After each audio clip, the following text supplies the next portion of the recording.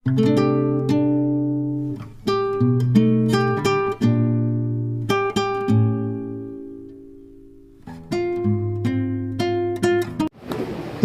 भगवान बुद्ध, बोधिसत्व डॉक्टर बाबासाहेब आंबेडकर, छत्रपती शिवाजी महाराज, शाहू महाराज, अण्णाभाऊ साठे, महात्मा ज्योतिबा फुले या बहुजनाच्या महामानवांना विनम्र अभिवादन करतो. उपस्थित शोकाकुल बंधू आणि भगिनींनो, कालकथित कालवंश नाना उर्फ अशोक गायकवाड यांचा आज जलदान विधी व पुण्यवंदन कार्यक्रम आयोजित केलेला आहे. या दुःखद प्रसंगी उपस्थित असलेले बाराचे परिवार, गायकवाड परिवार, सामाजिक, धार्मिक, राजकीय, शैक्षणिक, क्रीडा क्षेत्रातले सगळे मान्यवर या दुःखद प्रसंगी या ठिकाणी उपस्थित झालेले आहेत. आजच्या या कार्यक्रमाची सुरुवात आपण पूजेने करणार आहोत. आपले आदर्श तथागत भगवान बुद्ध, बोधिसत्व डॉक्टर बाबासाहेब आंबेडकर यांच्या आदर्शांची आपली पूजा होऊन पुढे या कार्यक्रमाला सुरू देऊन जनतेला विनंती करतो. जनतेने पूजेला सुरुवात.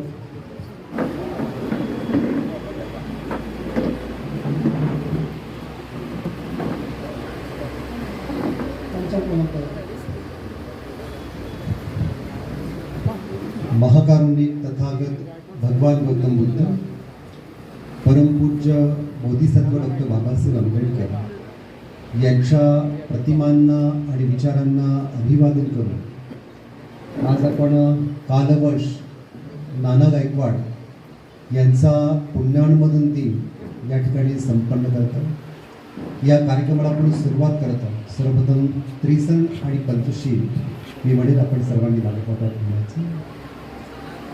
नमो तस् भगवतो वरहतो सम्मा संबुद्धस्स.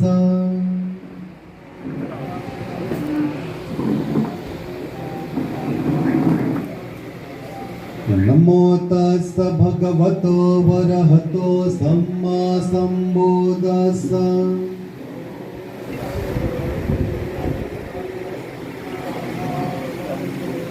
नमो तस् भगवतो वरहतो सम्मा संबुद्धस्स.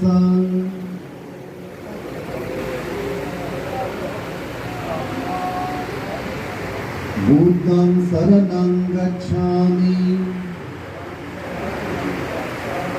धम्मं शरणं गच्छामि, संघं शरणं गच्छामि, द्वितीयंपि बुद्धं शरणं गच्छामि, द्वितीयंपि धम्मं शरणं गच्छामि, द्वितीयंपि संघं शरणं गच्छामि, तृतीयंपि बुद्धं शरणं गच्छामि, तृतीयंपि धम्मं शरणं गच्छामि, तृतीयंपि संघं शरणं गच्छामि.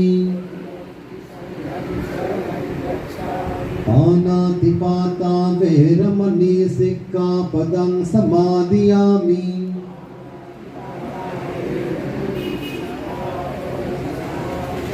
अदिन्नदाना वेरमणि सिक्खापदं समादियामि.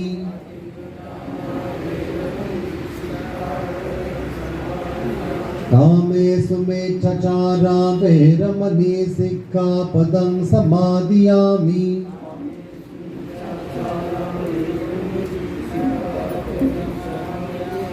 मुसावादा वेरमणि सिक्खापदं समादियामि.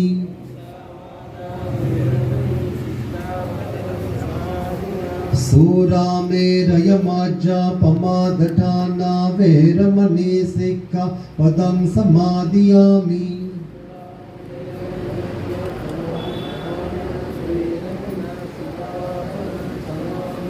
त्रिसरणेन सद्धि पंचशीलं धम्मं साधुकं सुलिखितं कृत्वा अपमादेन सम्पादेत. साधु साधु साधु. मरते समय भगवान बुद्धांनी सल्लासूत्रामध्ये आपल्याला मार्गदर्शन केलेलं आहे. मर्त्य समय त्याच्या विषयी पालीमध्ये आहे, मी मराठीत त्याचा अनुवाद करून सांगतो. मर्त्याच्या इहलुकीचे जीवन बेभरोशाच्या आणि अज्ञात आहे. ते कष्टमय, अल्प व दुःखीने मिश्रित आहे. कारण असा काही उपाय नाही की जेणेकरून जन्मलेले प्राणी मरणारच नाही. म्हातारे होऊन तरी ते मरणारच, कारण हा प्राण्यांचा स्वभाव आहे. पिकलेल्या फळांना जसे खाली पडण्याचे भय, तसेच जन्मलेल्या मर्त्यांना नेहमीच मरण्याचे भय असते. कुंभाराने केलेल्या मातीच्या भांड्याचे जसे फुटण्यात पर्यावसन होते, तसे मर्त्याच्या जीविताचे मृत्यूत पर्यावसन होते. लहान व मोठे, मूर्ख आणि पंडित हे सर्व मृत्यूला वंश होतात. सर्व मृत्यू पारायण आहे. मृत्यूनी व्यक्ती सोडून जात असता पिता पुत्रांचे किंवा आप्तष्टांचे रक्षण करू शकत नाही. पहा, आपते पाहत असताना व अनेक प्रकारे शोक करीत असताना मर्त्यापैकी प्रत्येक जण वद्य गायीप्रमाणे नेला जातो.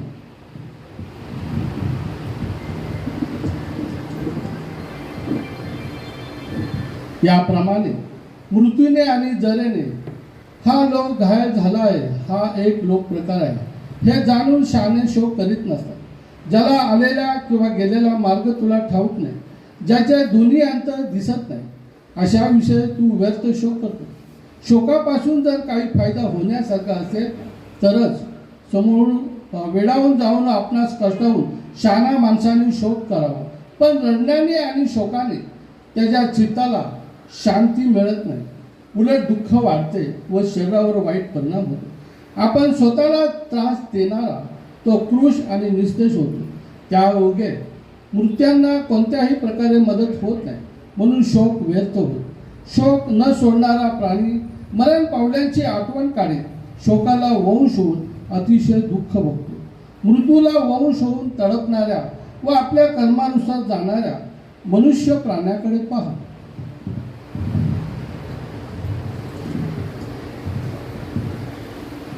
आपणास हे असावश्य वाटते, पण भलतेच होते. अशा या विपरीत गोष्टी होतात. हा एक लोक प्रकारच आहे हे पहा. जरी 100 वर्ष किंवा त्याहून जास्त जगला तरी आप्तसुख्यांपासून निराळा होतोच. ही लोकीचे प्राण सोडतो.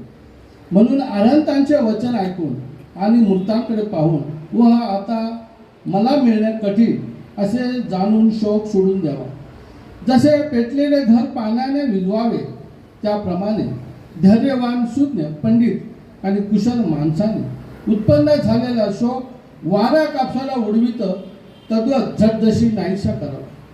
आपणास सुख मिळावे अशी इच्छा धरणाऱ्याने आपला शोक, लोभ आणि खिन्नता ही जी अंतःकरणाची शल्य आहेत ती उपटून टाकावी. ही शल्य ज्याने काढून टाकलेली आहे, जो अनासक्त आहे, जो चित्ताची शांती मिळून सर्व शोकावर मात करून अशोक म्हणजे शोकरहित होतो आणि परिनिर्वाण पावतो. साधू साधू. त्यानंतर भंतेंना विनंती करतो की भंतेंनी आपल्याला धम्मदेशना द्यावी. परमपूज्य बोधिसत्व डॉक्टर बाबासाहेब आंबेडकर यांच्या आदर्श प्रतिमांना आणि विचारांना अभिवादन करून आज आपण कालवश नाना गायकवाड यांचा पुण्यानुमोदन दिन हा कार्यक्रम संपन्न करण्यासाठी एकत्रित आलो. खरं तर नानाचं संपूर्ण जीवन जे आहे हे जीवन सामाजिक कार्य, धार्मिक कार्य, पत्रकारिता आणि जसं जमेल तसं प्रत्येक माणसाला मदत करून देण्याचं काम त्यांनी आपल्या संपूर्ण जीवनभर केले.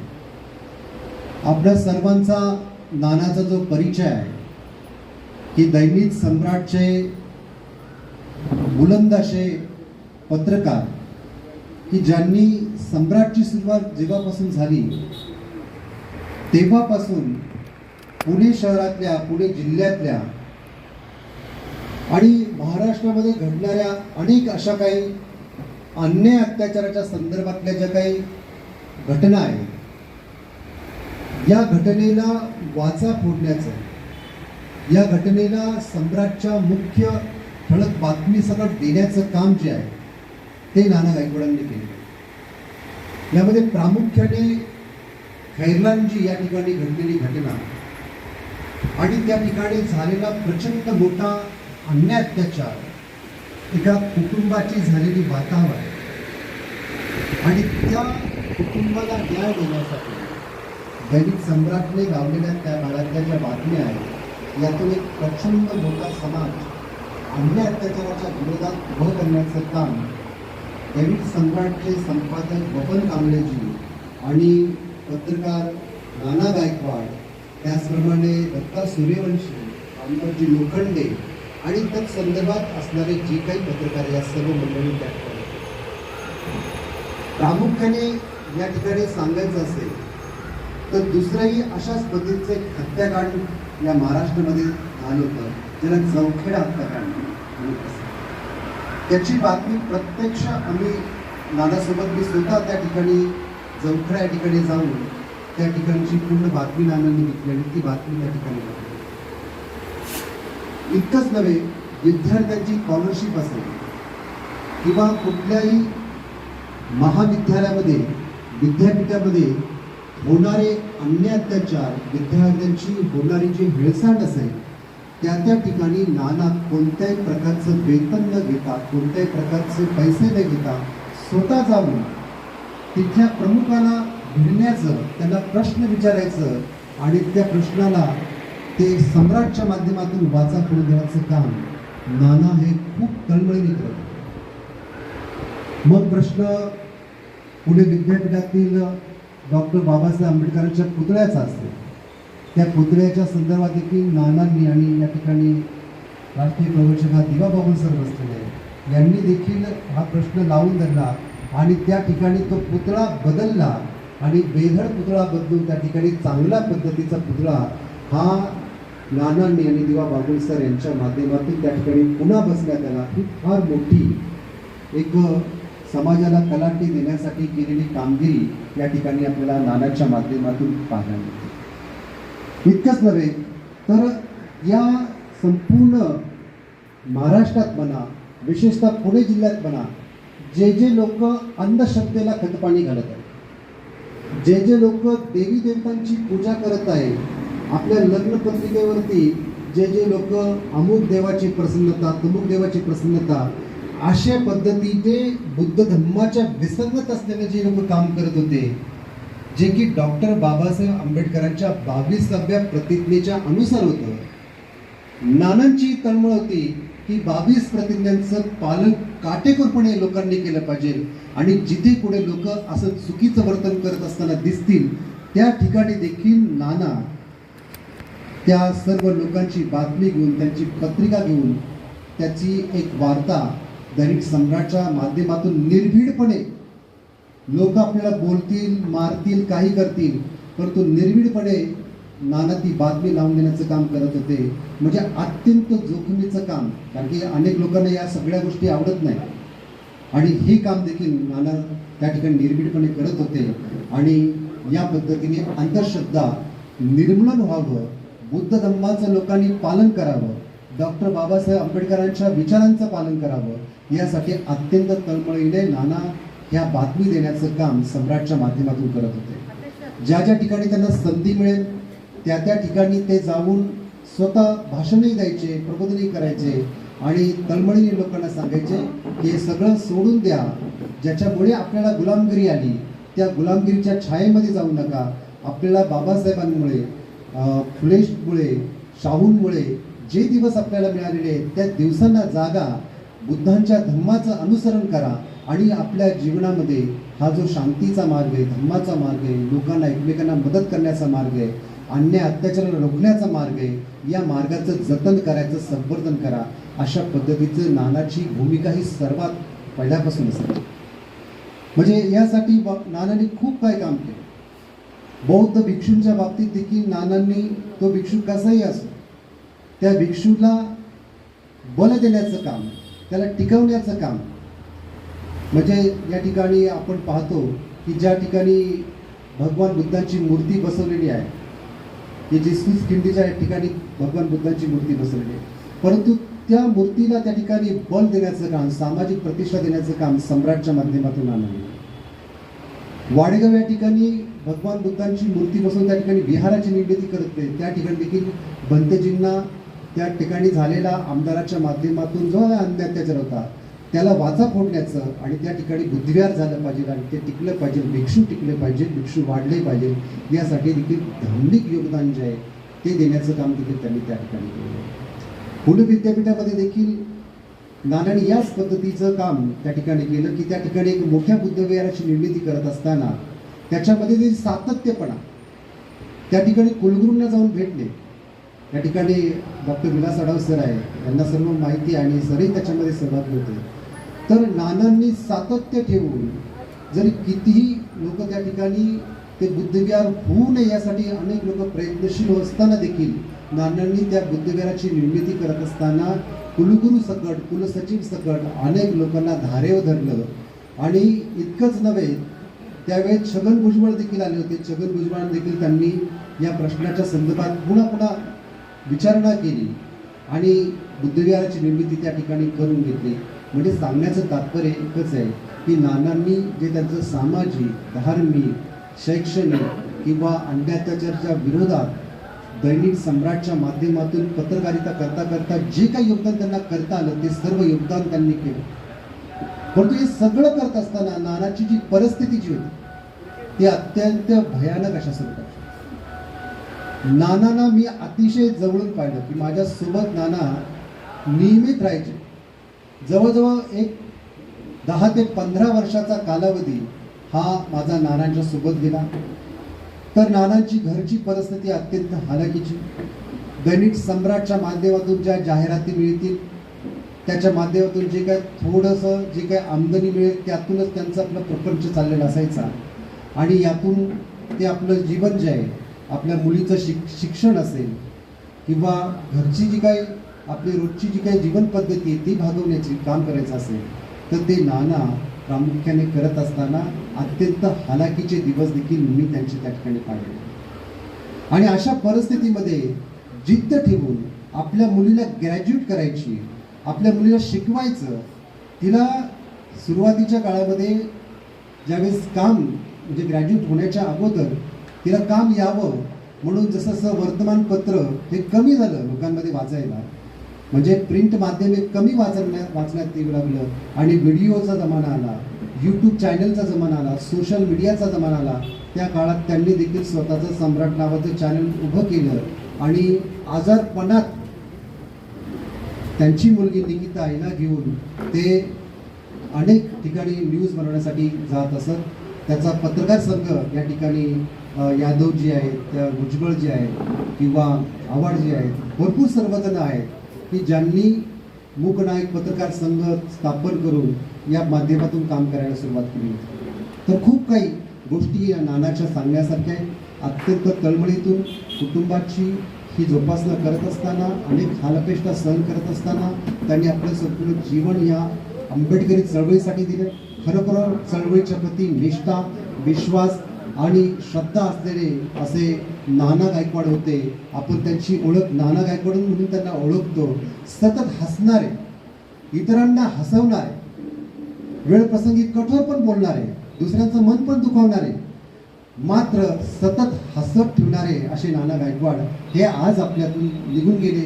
परंतु त्यांच्या कार्याच्या रूपाने ते आजही आपल्या सर्वांच्या मनामध्ये जिवंत आहे. त्यांची जिवंतता ही त्यांच्या या सम्राटच्या आणि एकंदरीत या सामाजिक कार्याच्या योगदानामध्ये प्रचंड मोठी आहे. आणि म्हणून नानासारखा व्यक्ती, नानासारखा पत्रकार होणे, जीवन आपलं समर्पित करून आपल्या या चळवळीसाठी वाहून देणारा असे नाना गायकवाड होते. आणि त्यांची खूप काही इच्छा होती की त्या इच्छेमध्ये सगळ्यात महत्त्वाची इच्छा त्यांची अशी होती की त्यांनी त्यांच्या वडिलांनी एक पुस्तक काढलं होतं, वंदनीचं पुस्तक. आणि ते पुस्तक, कारण त्यांचे वडील देखील हे पत्रकार होते. डॉक्टर बाबासाहेब आंबेडकरांनी देवरोड या ठिकाणी जी भगवान बुद्धांची मूर्ती सुरुवातीला 1954 साली बसवली, त्याच्या त्या सर्व साक्षीदारामध्ये नव्हे तर त्या कार्यामध्ये सहभागी असलेले त्यांचे वडील आणि त्यांनी काढलेले ते पुस्तक, ते म्हणायचे हे पुस्तक मला प्रिंट करायचं आहे, आज न उद्या मी ते प्रिंट करेन आणि ते लोकांपर्यंत पोहोचेल. ही एक त्यांची इच्छा होती. दुसरी त्यांची अशी इच्छा होती की निकिताने फार मोठं व्हावं, निकिताचं लग्न व्हावं. म्हणजे निकिताचं या ठिकाणी तिचा एंगेजमेंट ऋणानुबंध झाला त्यावेळेस नानाने खूप म्हणजे त्यांनी अश्रू ढाळले की निकिताची प्रगती होत असताना ती ज्यावेळेस जॉबला लागली त्यावेळेस नानाच्या डोळ्यातून खूप अश्रू वाहिले. कारण की अत्यंत या गरीब परिस्थितीमधून तिचं शिक्षण करत असताना नानाने या सर्व गोष्टी साकारत असताना तिचं ग्रॅज्युएशन, जे की बाबासाहेबांनी सांगितलं की शिकल्याशिवाय मनुष्याला मोठं पण बहाल होत नाही, शिक्षण खूप महत्त्वाचं आहे. म्हणून तुम्ही आजही त्यांच्या घरामध्ये गेला, अतिशय छोटं पत्र्याचं घर, पण त्यामध्ये एक फळा आहे, त्या फळ्यावरती त्यांनी लिहिलेलं आहे की आपल्याला शासनकर्ती जमात व्हायची आहे. आणि ही निकिता लहान असताना त्यांनी लिहिले ते आजही, मी काल त्यांच्या घरामध्ये गेलो होतो त्यावेळेस पाहिलं की आजही ते वाक्य त्याच ठिकाणी आहे, आजही त्यांचं अक्षर पुसलेलं नाही आहे.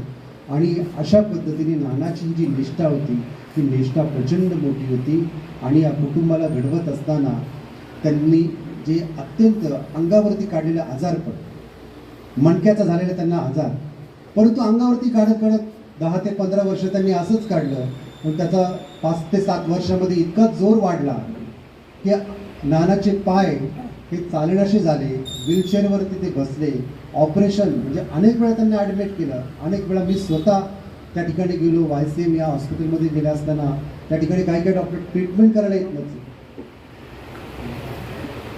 तर त्या ठिकाणी तिथल्या डॉक्टरांना भेटून त्यांना सांगून की हे दैनिक सम्राटचे पत्रकार आहे आणि त्यांची ट्रीटमेंट चालू करा, किंवा आपले शरद जाधव साहेब यांच्या फोनच्या माध्यमातून, किंवा त्या ठिकाणी आपले जे डॉक्टर डीन जे होते आपले, तर त्यांच्या माध्यमातून तर नानांना त्या ठिकाणी उपचार हे त्या ठिकाणी करण्यात येत असे.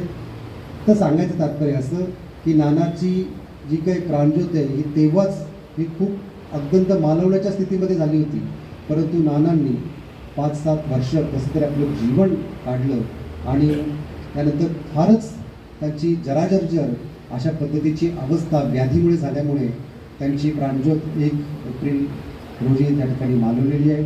आपण सर्वच लोकांना त्यांचा अनुभव आहे, सर्वच लोक त्यांच्याशी संबंधित आहेत.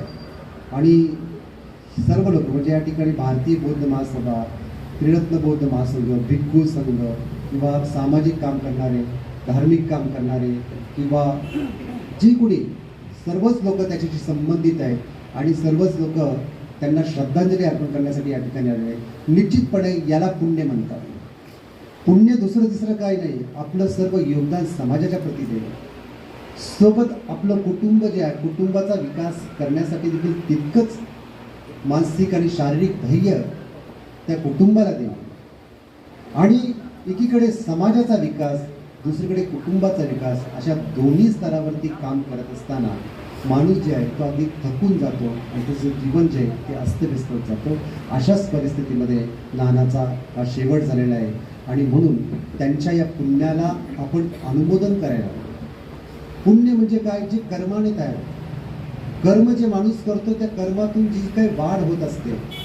कर्म याचा अर्थ शिकणे असा, कर्म म्हणजे कृती करणे असा आपला भाग नाही.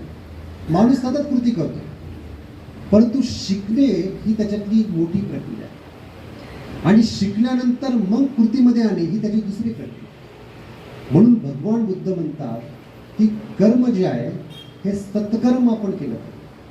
सत्कर्म करता करता मनुष्याने एक अशी अवस्था धारण केली पाहिजे की त्या अवस्थेला त्यांनी निर्वाण प्राप्त केलं पाहिजे, त्या अवस्थेला त्याला समाधान वाटलं पाहिजे, त्याचं कल्याण प्राप्त केलं पाहिजे. अशा पद्धतीचं पुण्याचं संपादन करण्याचं काम हे नानांनी आपल्या जीवनामध्ये केलं. खरं तर त्यांचा परिवार खूप मोठा आहे, म्हणजे त्यांच्या बहिणी आहेत, त्यांचे भाऊ आहेत, त्यांचे मेवणे म्हणजे डॉक्टर बाराते आहे. परिवार मोठा आहे. चिंचोली या गावातून त्यांचा परिवार म्हणजे मूळचं त्या ठिकाणचं आहे आणि ते रेंजिस या ठिकाणी, येरोड्या या ठिकाणी, दापूर या ठिकाणी त्यांचं या ठिकाणी होत असताना, स्थानांतर होत असताना त्या ठिकाणचे संस्कार हे त्यांच्यामध्ये आलेले होते. आणि म्हणून हे जे काही पुण्य आहे, हे पुण्य त्या संस्काराचाच भाग.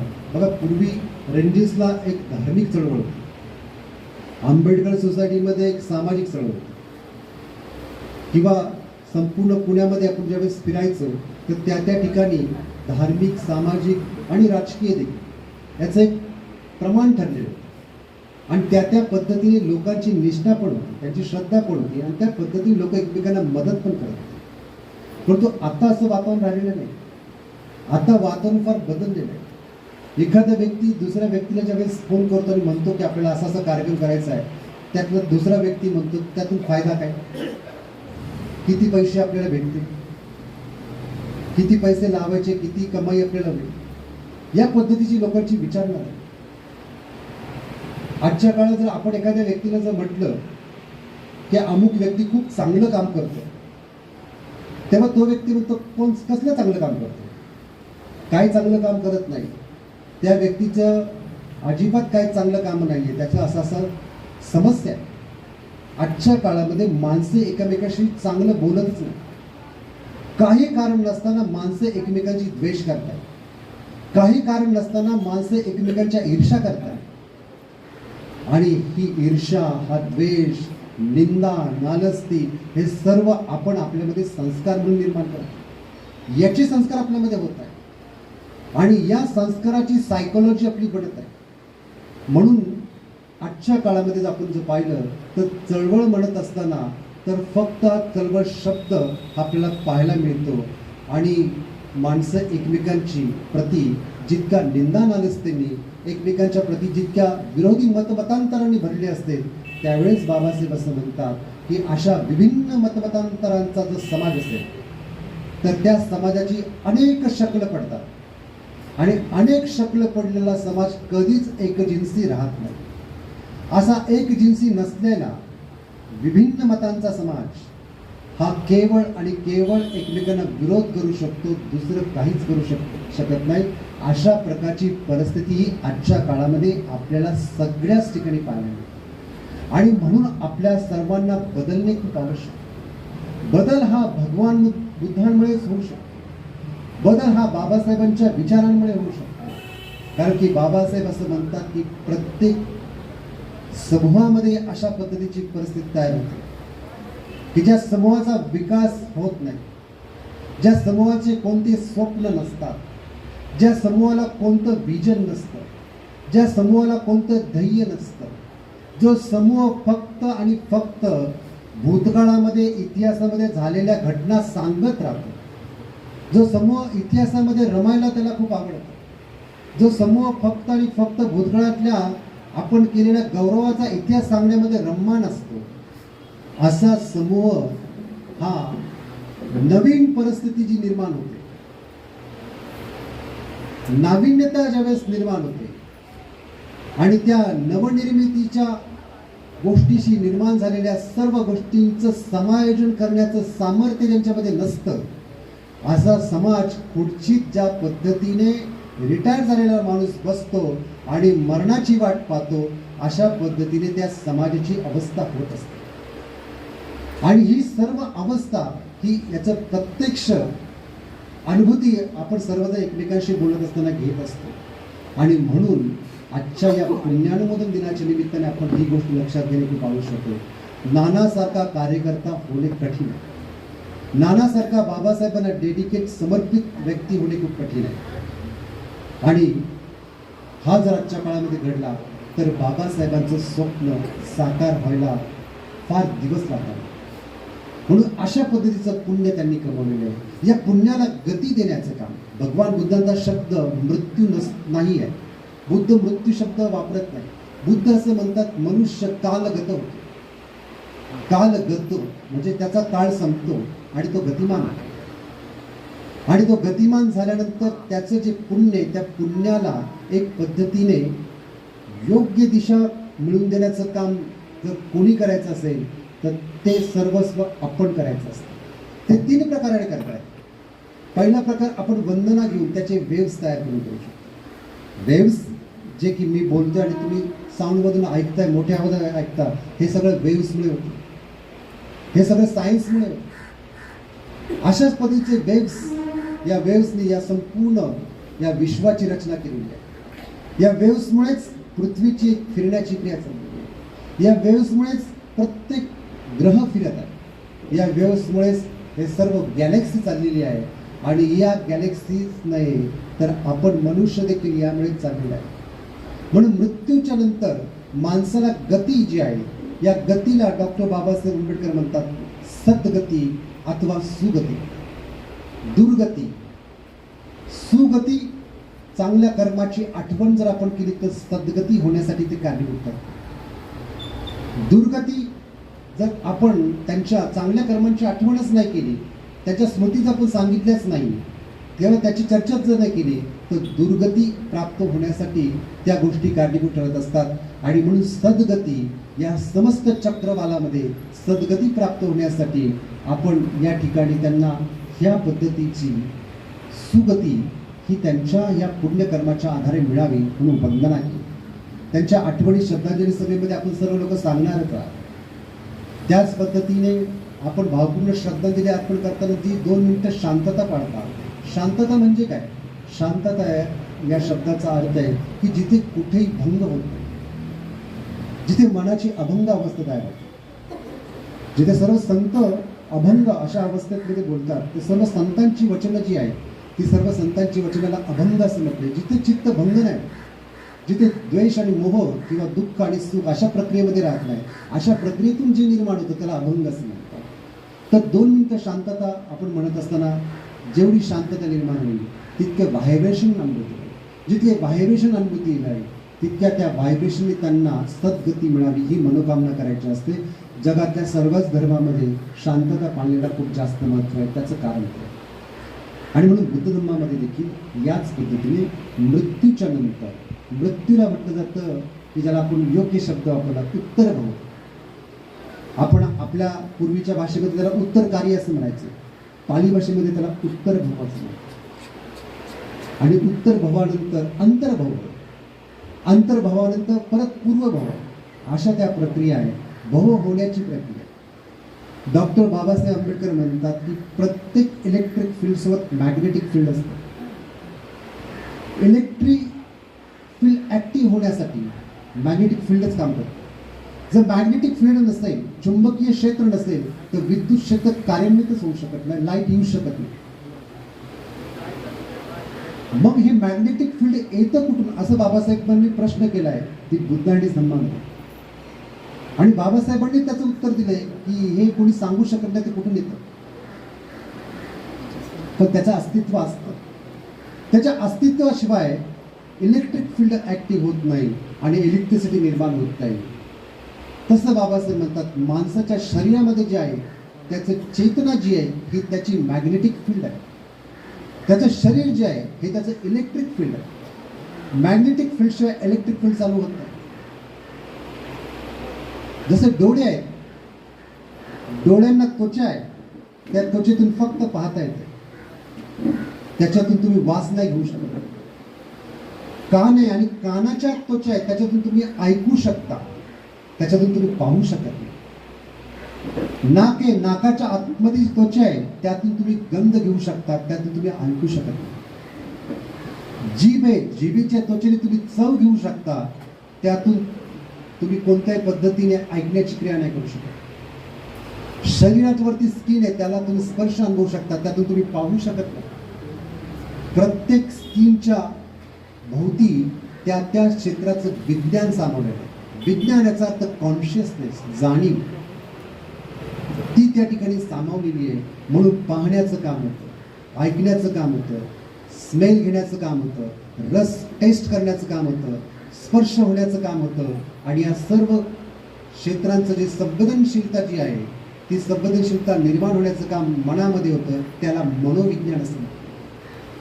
हे जे मनोविज्ञान आहे हेच आपलं मॅग्नेटिक फील्ड आहे. या मॅग्नेटिक फील्डमध्ये काय काय आहे तर विचार आहे, शंका कुशंका आहे. या मॅग्नेटिक फील्डमध्ये ईर्ष्येची भावना आहे, विकारांचे अनेक प्रकार आहे, अनेक मानसिक प्रवृत्ती आहे.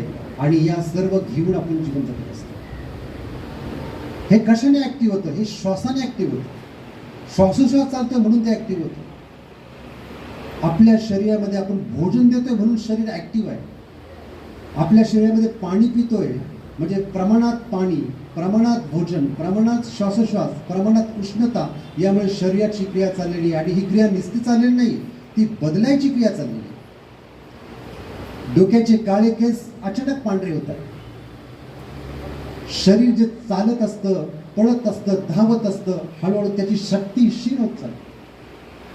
जे शरीर अत्यंत चांगलं आहे त्या शरीरामध्ये अचानक आजार निर्माण होतो. ही बदलण्याची क्रिया चाललेली, ही अनित्याची क्रिया चाललेली. परंतु या बदलाकडे आपलं कुणाचं लक्ष नाही. आपण सर्वच लोक मृत्यूच्या प्रवासामध्ये आहोत. आज नाना गेले, उद्या दुसरा तरी कुणीतरी गेला असेल, परवा कुणीतरी जाणार आहे. आपण सर्व मृत्यूच्या मार्गातले प्रवासी आहोत. परंतु मृत्यूच्या मार्गातले जरी प्रवासी असले तर या मृत्यूला देखील बदलण्याची जी क्षमता आहे ती धम्मामध्ये. आणि म्हणून धम्म दुसरं तिसरं काही नाही आहे, तर धम्म एक अशी प्रक्रिया आहे की जी माणसाला मृत्यू कसा प्राप्त करावी यासाठीचं जे मार्गदर्शन देते ते मार्गदर्शन म्हणजे धम्म आहे. त्यालाच भगवान बुद्ध आर्य अष्टांगिक मार्ग म्हणतात. जो आर्य अष्टांगिक मार्ग मनुष्याला सत्य पाहायला शिकवतो आणि सत्याला सत्य म्हणणे म्हणजेच खऱ्या अर्थाने तो धम्म असतो. हायपोथेटिकल आपण किती जरी बोललं तरी तो धम्म होऊ शकत नाही. कारण की मी किती जरी पुस्तकं वाचून सांगितलं तरी मी प्रज्ञावंत होऊ शकत नाही. प्रज्ञावंत होण्यासाठी प्रत्यक्ष ज्ञानाची अनुभूती घ्यावी लागते. आपण शाळा, कॉलेज, विद्यापीठं, विविध ठिकाणी आपण जे काही वाचन करतो, ऐकतो, चर्चा करतो, ह्याच्यातून जे ज्ञान येतं ते ज्ञान म्हणजे माहिती असते. व्यवहारामध्ये आपण करतो, व्यवहारामध्ये आपण एकमेकांशी जे काही बोलत असतो, व्यवहार करत असतो, ते सर्वच्या सर्व जे काही आहे ते ज्ञान म्हणजे माहिती आहे. माहितीला प्रज्ञा समजू नका. प्रज्ञा ही प्रत्यक्ष अनुभूतीची गोष्ट आहे. म्हणून आर्य अष्टांगिक मार्गामध्ये सांगितलेले आहे की प्रत्येक व्यक्तीने जीवनाची प्रक्रिया ही लक्षात घेतली पाहिजे. ती अनित्य, ती तुमच्या जीवनामध्ये सुख पण निर्माण करते आणि दुःख पण निर्माण करते. ते तुमच्या जीवनामध्ये मान पण तुम्हाला देते आणि अपमान पण तुमचा करते. सुरुवातीला ज्यांना खूप मान मिळत असतो त्यांच्या नंतर अपमान होतो. सुरुवातीला जे खूप प्रसिद्ध असतात त्यांची खूप प्रसिद्धी वाटली जात असते. सुरुवातीला ज्यांची खूप स्तुती होते त्यांची निंदा पण होते. ज्यांना खूप लाभ होतो त्यांची हानी पण होते. बुद्ध म्हणतात फुट्टस्त लोक धम्मेही चित्तं यस्सन कंपती असोकम विरजम खेमं एतम मंगलमुक्ती. ज्याचं चित्त जे अशा प्रकारच्या लोकधर्माशी संपर्क आला असता कंपित होत नाही तोच अशोक असतो. अशोक याचा अर्थ शोक विरहित असतो. आणि अशा प्रकारची शोक विरहित अवस्था समाजामध्ये जीवन जगत असताना आपल्याला प्राप्त करता आली पाहिजे. मान मिलो अथवा अपमान, निंदा हो अथवा स्तुती, लाभ हो अथवा हानी, प्रस्थिती मिळो अथवा पूर्वस्थिती, सुख येऊ अथवा दुःख, ज्याचं चित्त विचलितच होत नाही अशा प्रकारचा व्यक्ती बनणे ही खऱ्या अर्थाने काळाची गरज आहे. आणि म्हणून आजचा दिवस आपण या ठिकाणी संपन्न करत असताना धम्म जो आहे या धम्माची प्रत्येकाने आपल्या जीवनामध्ये वृद्धी केली आहे. धम्माचा प्रचार करण्यापेक्षा धम्म रुजवा. धम्म रुजवणे आवश्यक आहे. धम्म रुजला तरच त्याचा प्रचार होईल. आणि जेव्हा त्याचा प्रचार होईल तेव्हा नानासारखी माणसं घडली जातात. कारण की नानासारखा व्यक्ती घडण्यासाठी लहानपणाची त्यांच्यावरती मनावरती झालेले संस्कार तितकेच महत्त्वाचे. आजही आपण सांगू शकतो आमच्या लहानपणी अमुक एक व्यक्ती होता, तो वंदना घ्यायचा, आम्हाला विहारात जमवायचा, आम्हाला काय थोडंफार गोडधोड द्यायचा आणि तो वंदना घ्यायचा, आम्हाला शिकवायचा, बुद्ध आणि धम्म वाचून सांगायचा. तेव्हा कुठं आम्ही या कार्यामध्ये आलो असं लोक सांगतात. परंतु असं सांगायला आताच्या पिढीमध्ये असं कोणीच नाही राहिलं. आता वंदना बुद्धविहारातून क्षीण झाल्या, संपून गेल्या. अनेक बुद्धविहार अनेक अशा लोकांच्या हातामध्ये की ज्या ठिकाणी कोणतंच विधायक कार्य होऊ शकत नाही. केवळ भांडणं आणि संघर्ष याशिवाय विहाराची स्थिती वेगळी नाही. समाजातली वास्तविकता जी आहे ती जर आपण चाचपली तर आपल्याला भयानक चित्र समाजाचं पाहिलं. या समाजाची मानसिक उत्क्रांती होण्यापेक्षा मानसिक अधोगती झालेली आहे. आणि ही अधोगती जर आपल्याला संपूर्णपणे काढून टाकायची असेल तर आपल्याला आपल्या जीवनामध्ये संकल्प करावा लागेल. आणि बुद्ध धम्माच्या आधारे, डॉक्टर बाबासाहेब आंबेडकरांच्या विचारांच्या आधारे त्यांची सगळी पुस्तकं वाचा. तेव्हाच एखादा विचार सांगा. उगाच काहीतरी ऐकलं आणि सांगितलं असं नाही आहे. प्रत्येक गोष्टीच्या पाठीमागे काही ना काहीतरी कारण आहे आणि कारण स्पष्ट करत असताना इतकं मोठं आयुष्य बाबासाहेबांनी दिलं, त्यांची प्रेरणा म्हणून आपण सर्व लोक बाबासाहेब सांगत असतो, परंतु त्यांचं वाचन केलं, त्यांचा अभ्यास केला तर किती मोठं उत्तुंग व्यक्तिमत्व हे बाबासाहेब होते ही जरा ज्याला पटेल तर तो तशा प्रकारचा व्यक्ती हा नानासाहेब होऊ शकतो. आणि म्हणून बाबासाहेबांचे विचार, बुद्धांचा धम्म याची सांगड घालून आपण आपलं जीवन जे हे कटिबद्ध केलं पाहिजे आणि आपल्या जीवनामध्ये आपल्या स्वतःचा विकास करता करता समाजाचा विकास केला पाहिजे. इतकं जरी सूत्र आजच्या या नानांच्या पुण्यानुमोदन दिनाच्या निमित्ताने आपण लक्षात घेतलं तर खऱ्या अर्थाने आपल्या जीवनामध्ये सार्थक झालं असं म्हणतात. म्हणून नानांना त्यांच्या या अमोघ अशा पुण्याच्या कार्याला सद्गती प्राप्त व्हावं, त्यांचं जे काही पुढची जी वाटचाल जी आहे ती वाटचाल ही योग्य पद्धतीने व्हावी अशाच प्रकारची मनोकामना या ठिकाणी व्यक्त करतो आणि या ठिकाणी थांबतो. आपण सर्व शांतपणे बसला, प्रवचन ऐकलं. धन्यवाद. जय भीम. नमो बुद्धाय.